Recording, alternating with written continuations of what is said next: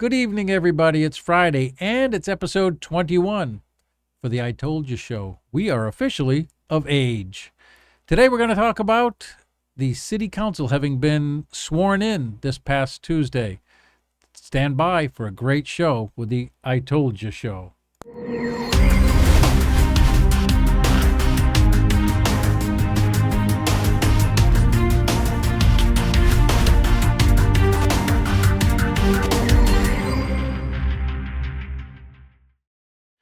And we're back in studio with my co-host, Kandi. How are you doing today, Kandi? It's a great day in Palm Coast today, Alan. How are you today? I'm doing excellent. So what did you think about the swearing in of the new city council?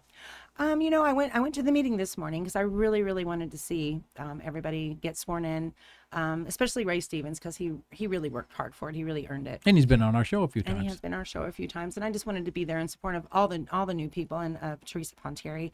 The swearing in went really well. There was a lot of people there, a lot of family and friends and stuff like that. And then everybody was seated and they pretty much got down to business. Yeah, that's awesome. I wanted to be there, but had some personal family issues. Yeah, so I understand. had to take care of family first. Yeah. So, but at the end of the show, we have a special guest here tonight, and let me just bring the special guest up on camera. The 3 brownies. It's becoming a thing. So tell us about the brownies. We'll eat them later, but tell us about the brownies. I just decided I just wanted to start baking stuff and bringing it for the show. So I'm going to do that on my show too. And I know you don't mind. No, not at all. I know you love sweets. And for some reason, I was told from above to bring 3. Well, that was a good thing there's because 3 of us here. Now that's just funny. Yeah, in our studio with us, but off camera is one of our co-hosts, Mike, and he's sitting back here watching me make mistakes with the soundboard. So he's doing the stuff I don't want to do. He's learning the soundboard. Learning the soundboard. So but these are going to be brownies that I make. I bake for a resort. I'm not going to say it because I've had some backlash for being outspoken. But I bake for them, and so I also bake for myself out of my home. My business is Sugar Shakerz, and these are going to be the same brownies I bake at the resort, but I did a variation on them. They're going to be a peanut butter chocolate brownie. So they have a peanut butter cookie bottom, a gooey chocolate center brownie, and then a chocolate ganache on top with peanut butter cups chopped on top. So they're going to be a lot of chocolatey. So I hope nobody has a peanut allergy. This is going to be great. Yeah. So it's like the doggies, you let them outside and they get a cookie when they come back in. But we get a brownie today after we talk on the show. Do the show. Excellent. All right. So unfortunately, I wasn't able to be there today. I really wanted to be there to support. Yeah. I support anybody that stands up and runs for an office because, you're just opening the door to hell when you run for an office. You really do. They know that, and they do. And so I went today, and literally as soon as I left, I called you. Yep, you did. Because of how things kind of went. So everybody got sworn in, and Mike asked if they could do a special public participation section, just so people could say what they wanted to about the different candidates that got sworn in. And so that was allowed. And so when you say Mike, you mean the new mayor? I'm sorry, Mike Norris, Mayor Norris. I have to get used to that. Yeah, yep. Mayor Norris. So he let everybody speak, and everybody, got up there. And I got up there and I told him that I feel a different vibe in the room, which I did, because Mayor Alphen and Ed Danko, they did not stay 1 second past the time that they didn't have to. And I don't know if they had something else planned or what, but they didn't stay very long. So they got down to business, and I got up there and spoke like I usually do. And I just said, I feel a different air in the room. I feel hope for our city because I know that, Mr. Norris, you have an infrastructure background. And I looked at Ray and I said, Ray, I know that you also have an infrastructure and traffic background as well. Now you have to say City Councilman Stevens. City Councilman Stevens, yes, sorry. So I know that those two are going to be able to do something to better the infrastructure and what's going on right now. Sure. I was surprised after I had said at the end of my statement that I wanted them to vote for Teresa for vice mayor. It's a no-brainer vote, okay? So you have Teresa. She's been on the council all this time. She seems to be the only one that reads through the entire agenda And she seems which can be over 400 pages. And people don't understand that it's 400, 500, 600 pages sometimes. And not only do you have to be able to read, you have to be able to understand and comprehend what you're reading. And you get it on like Friday before the meeting. You get it like 2 or 3 days before you have to read it, understand it, and have time to research things that you might have questions about, all in 3 days. And that just seems ridiculous to me. Yeah. But of course I said I would like them to vote for her for vice mayor, and that's how I left my comments. So with her history there, she's a lawyer, so she knows how to read these documents, and she's found many things in the documents where we're owed money, where money was taken from us, and all these things. I haven't heard anybody else finding those things. So to me, she's reading it, comprehending it, and researching it, and finding problems with it that are hurting the citizens that she's been elected to serve. And she's the only person currently on council that has been there before. Yeah. Everybody else is brand new. Everybody else is new. So it would be literally a no-brainer for her to be vice mayor, because she already kind of is in the know of everything of what's going on. So all the new people can learn from her and work with her. So you would think when they brought it up for a vote, you would think that it would have been a unanimous vote, correct? I mean, that's what I thought. Well, that is not what happened. That is not what happened at all. What went down? Ty Miller voted no, and Mr. Gambaro voted no, and everybody else voted yes.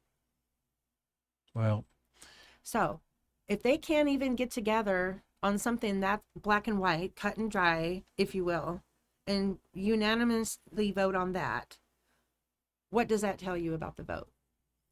Well, we're going to see a lot of 3-2s. Right. But fortunately, we're going to see a lot of 3s.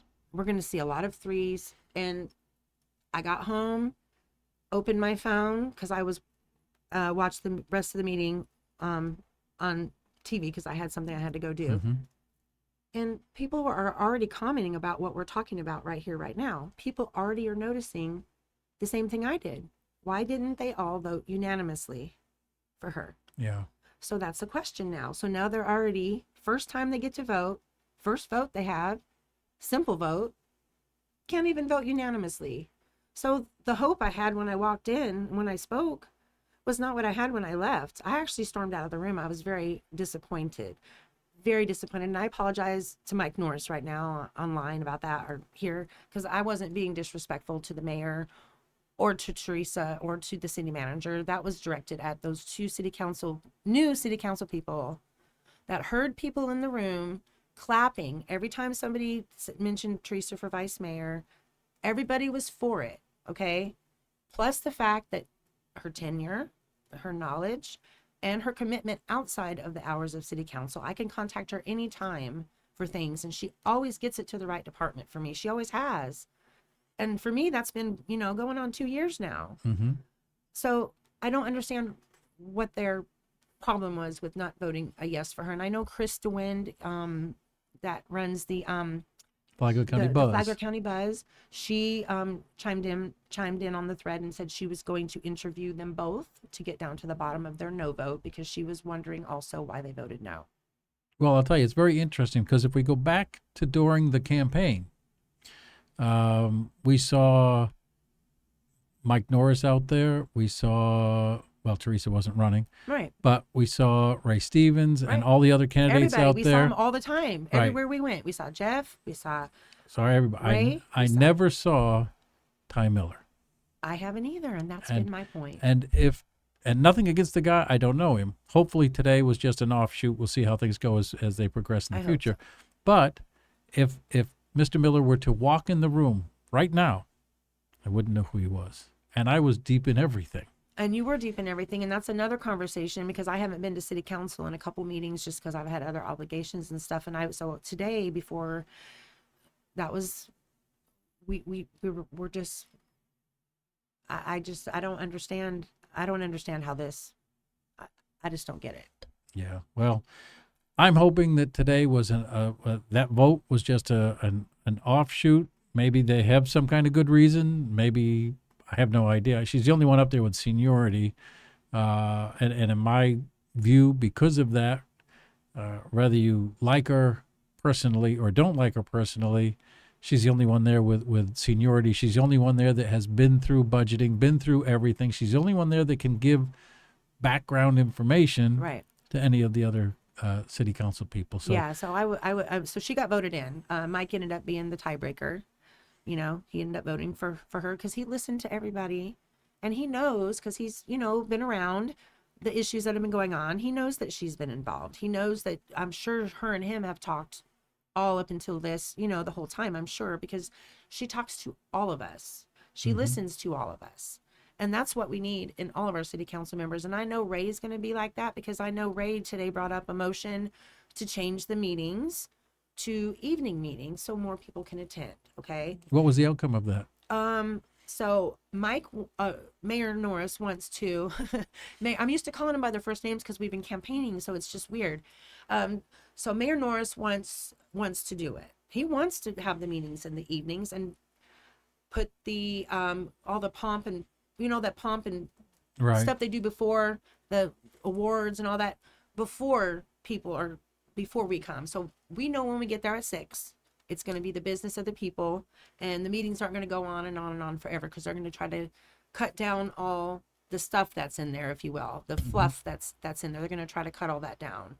And so Mayor Norris wanted this. This was one of his campaign things. And so Ray, Councilman Stevens, brought it up as a motion. And so they had to go back and forth with the city attorney because we have a ordinance for it, so we have to change it.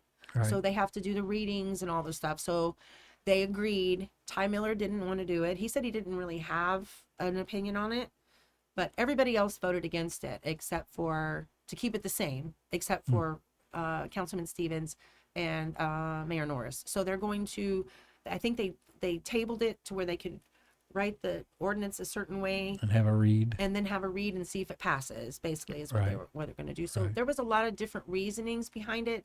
They were saying the morning meetings, having a variety of meetings, lets a variety of different residents come in to the meetings. Like some people that work nights can come to the morning meeting, and some people that work days can come to the evening meeting. So that was their thought process on having the 2 meetings at the separate times. I've heard that argument before. But it doesn't matter because I've been to the morning meetings and I've been to the evening meetings, and there's never hardly anybody at the morning meetings. There just isn't. I've been to many meetings where I was the only person in the room. Yeah. So it didn't matter which way. But I do agree that you probably could get more people in on an evening meeting. And that's what they said. And the whole idea is they want more public input. So they just want more public input. Yeah. Well, that's what needs to be. The people need to be more involved in everything, really do. And did the 2 dissenting votes on vice mayor, did they give any reason why? They did not. Like I said, when they both voted no, and then the third vote was yes from Mayor Norris, I knew she was in. And so then that's when I got up and I left the room. So I didn't hear the rest of the conversation, but I know that Chris DeWind with the Flagler Buzz was in the room. Right. And if they would have given reasoning, she wouldn't have said what she said on my post. So, yeah. Well, I'd be very interested in hearing what their reasoning is behind it all. I'd like to hear what their reasoning is behind every vote that gets done. I would love to know their reasoning. I mean, there has to be, I don't want it to be the reason I think it is. I mean, but I would like to hear their reasoning. Yeah. Me too. What other news do we have from the city council, do you think? You said that the feeling in the room was more positive than it has been. It seems like it was, yeah. It was a lot more positive. It seemed like now when public participation is open, excuse me, at the end, the city manager is taking notes of what each person has spoken about. And then when public participation is over, she will just go down the list real quick and kind of answer everybody's questions like we never could get before. Right. All of a sudden. So I think they're gonna start doing answering that. people's questions. They're gonna try to make it more interactive. But that people don't understand makes the meetings go longer. That's why you only get 3 minutes. Right. People don't understand that. They want more time to talk, but they want the meetings to be shorter. Well, the more time to talk is why we have the studio. The people can come here and get their opinions out. And we are, let's see, in the last 28 days, I think we're now in the studio between all of the shows of it's somewhere around 70,000 People. Yeah. So, and the shows that we've had in the last 2 weeks, we've had a new amount, 26,000. So there's a lot of people watching the show. So if people want to come on and discuss their issues and not have a 3-minute time limit, be able to get all of their information out there and talk to everybody, the door's open. Yeah, they keep forgetting that you started this for that very reason. That's the reason. Yeah. It's called Flagler Voice Studio. Yeah. I mean, it's for the people of Flagler County to get their voice out and talk about things. And get heard. So, yeah, so there was something other interesting that came up actually at the meeting, and it was, I think it was after public comment, and then the council members were all asked if there was anything that they wanted to talk about before they started, taking down the business. And Teresa brought up a very interesting fact about the election numbers, because they were certifying the election numbers. That's what it was. So I guess that we have 190,000 registered voters in Flagler County. Who knew? 190,000. 190,000 registered voters in Flagler County. Who knew? So, now, once again, we have dead people voting. There is no way we have 190,000 voters in Flagler County. We don't even have 190,000 people here. Yeah. So there's the elections office again. And I'm not saying the election's null and void. I'm not saying I agree with the election. Everybody voted. But either somebody's made a typo or somebody's not doing their job. Well, we're gonna go on the nice side and call it a typo for now. That's a we're both side-eyeing each other. Yeah, I've seen issues in the past. I know. At for instance, did you know that the main mail hub in Orlando that then distributes our regular mail, not email, to us here. It goes to Orlando and then it gets distributed to us here. After the polls close, well, before the polls close, but even after the polls are closed, a single person drives to that distribution center in Orlando, picks up ballots, and brings them back here to be counted. There's no delegation of authority. What's it called? Chain of custody. Yeah, we don't know the chain of custody. So, and I'm not saying anything is happening. However, you should never have even the illusion of something happening, and that happens. Right, and that's what that number does. Right, that number gives an illusion of dead people voting. Vice Mayor Pontieri brought it up. Yeah.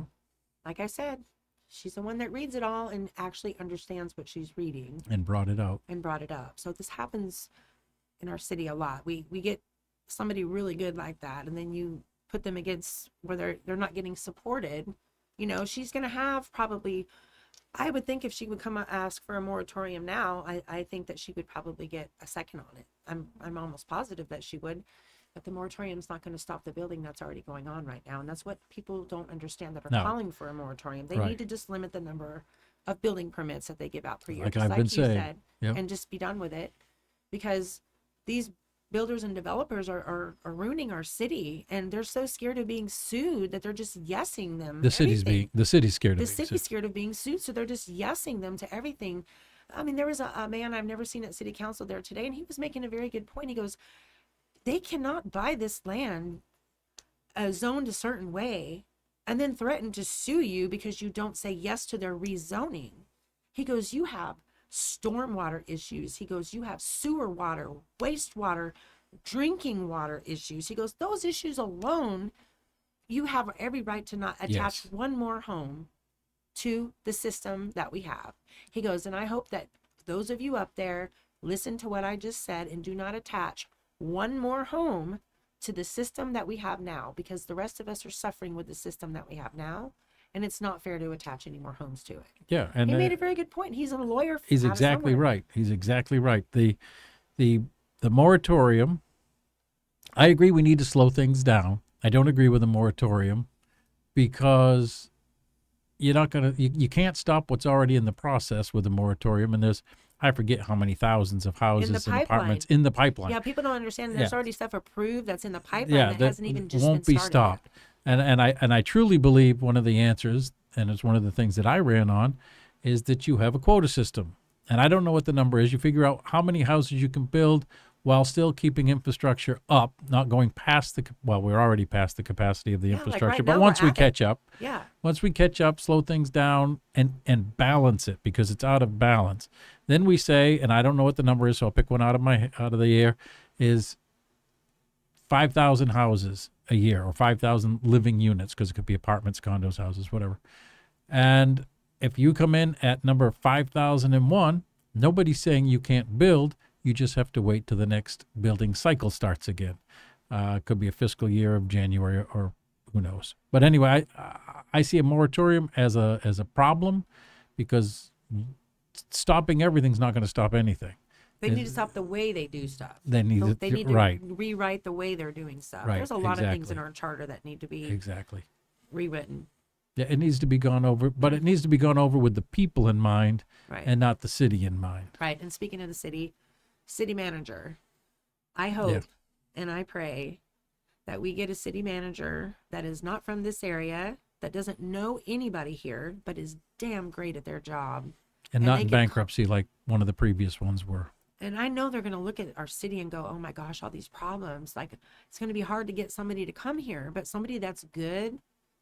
Well, they pay them good. As a challenge. They pay them good. Somebody that's really good at their job, that really likes being a city manager, they would come in here with pride knowing that they're going to fix it. And it would be a challenge for them. If somebody's that good, they've been doing it for a long time, it just becomes easy. It's fun when you get a little bit of a problem that you, because you know you can fix it because you've done it before. They'll spend, first 6 months or so figuring everything out, and then start dropping the hammer as necessary. That's what we need. And we need that. And we need the building department overhauled and the codes office overhauled. Both of those departments are not doing what they're supposed to be doing. I mean, I shouldn't be able to drive down the street and see like grass this high on my street. You know what I mean? Mm-hmm. And it looks like it's never been mowed, and it's like between the two. I'm not a Karen. I'm just saying this is a codes enforcement person's job. Why do I have to keep my yard nice, maintained, and all that, and then you go down 3 houses and it looks like a junkyard? You know what I mean? Right. That's not how Palm Coast used to be. They used to not be allowed to do that. They used to get that notice slapped on that garage door. Right. And then they switched over to the complaint driven, and then state law changed it to whoever makes the complaint, the name becomes public. So that created a big issue. Yeah, it might have stopped some frivolous complaints, but it can put some people in danger. Yeah, and I can understand that too. But to me, they should have a codes office and a certain amount of people, and they should be assigned districts. Well, we have that, but they're only complaint driven. Well, they shouldn't. They should be driving their butts around in them brand new fleet of cars that we just bought them last year, and looking at stuff. Yeah. And they don't have to write everybody, but if they drive up on a house, let's say, and the grass is high, why can't they just knock on the door and say, hey, I'm Joe. I work for codes enforcement. I really don't want to come back next week and see your lawn still looking like that. Have a nice day. Yeah. And then leave. And put some positive interaction between code enforcement and the people, and get things straightened out. Do something. Like, they need to get out and do something. No, they'll drive by your house, and if you have your business lettering on your vehicle, everybody gets fined for that around here. Yeah, well, that's a certain amount of business lettering. Yeah, yeah. I mean, that's just, I think that's a dumb one. We talked about that. We need a department that's going to go through all that stuff one by one and revamp it. One of the things I had suggested previously was that we should get 2 people from each of the districts, a business person and just a regular resident, get them all together into a voluntary committee and have them go through the codes and pick out and choose and make suggestions for changes. And then that should be brought before city council, and then see where it goes from there. I agree. Yeah, we could probably that would be a way to do that. Suggest that at some point. I think that's a great idea. Yeah, I think it should. Getting everybody involved, keeping everybody informed. Yeah, transparency. It's a happy city. Transparency. It's a happy city. Being honest about it and being transparent. Now, I got this button over here that I keep pushing. It's time. And I think it's time. I can't handle it anymore. We have to try. We're doing brownies. The brownies. We're doing brownies today. So. Don't be shy. You want to try one, Mike? You're twisting my arm. Yeah, twisting it hard. Okay. I got more at home. You got my more son at said, home. "You're not Let's taking see. all those, are you?" I said, "No." Here they are, the brownies. Mike and I are going to go into a diabetic coma. They're going to go into a coma, so I'm going to have to close out the show because they're going to. I had to ask, are you allergic to chocolate or are you allergic to peanuts? No and no. Okay, let's so try we're this. good. Ready? 3, 2, 1. Oh my goodness. This is a problem. Now, if you can just imagine it with some ice cream. I usually eat mine with a scoop of Oh. vanilla ice cream. It's really good. That's incredible. There used to be a show called that. That's incredible. Remember? Well, it is. I'm glad. I love baking for people. I enjoy it. Well, you need to have people understand how good. You can't taste this through the microphone, but this is amazing. And you know what I like? Shout out about your business again. So my business is called Sugar Shakerz. I bake for individuals. I bake for parties. And I also am a licensed bartender, mixologist. So I do private bartending events also. I do weddings, bar mitzvahs, family reunions, all those things. You name it, I can do it up to 50 people by myself. I also have people that I can bring with me if I have more guests to help me. So I do have a couple of people in my staff. But I do all the baking, all of it from scratch. Learned it from my grandma and my mama and my mom, all growing up my whole We don't life. have any napkins back. I know, and I didn't bring you napkins. I apologize. So I So we really have some enjoy in the baking. lobby. If I could bake and do events for people, I would not need my full-time job that I have right now. Although I love working at the resort I work at. I love working there. That they gave me my start in baking.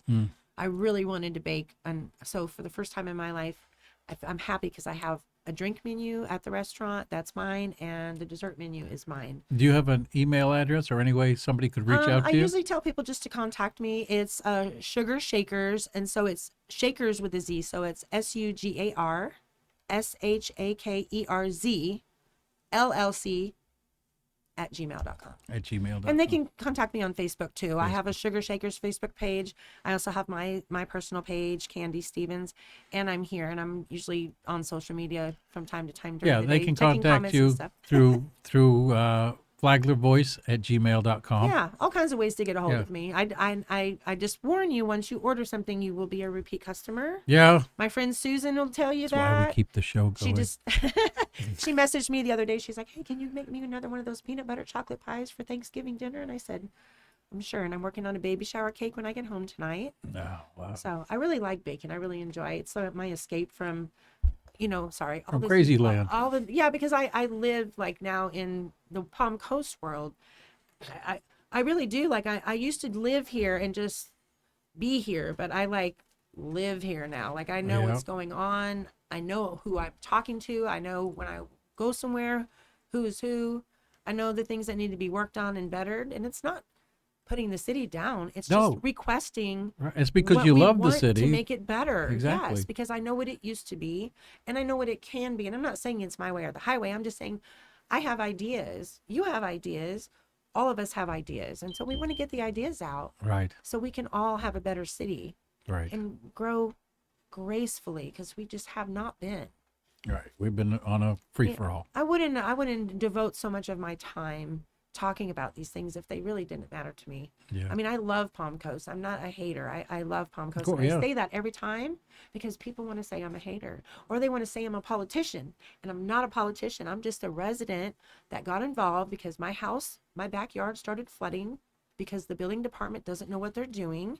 And then I met you, got closer to you. I've met all kinds of people that know the city better than I do. And we've all just been exchanging information. Yeah. And that's how this studio, the show, my show, all of us knowing about what you do, Michael, like all of us meeting each other, and it's great for the community, and we're just growing as a group more and more, and it's better for everybody. We can get, like, if somebody needs something, like one of us can say, "Hey, my friend so-and-so does that." Yeah. Like It's a network. yes, it's a network of residents that care about the city. Right. And that's why I'm so involved. And Right. I've sacrificed personal relationships. And I mean, this is what I enjoy doing. I enjoy talking to people, exchanging ideas, and I really love baking and making drinks. So don't forget, Sugar Shakerz, give me a ring. Sugar Shakerz.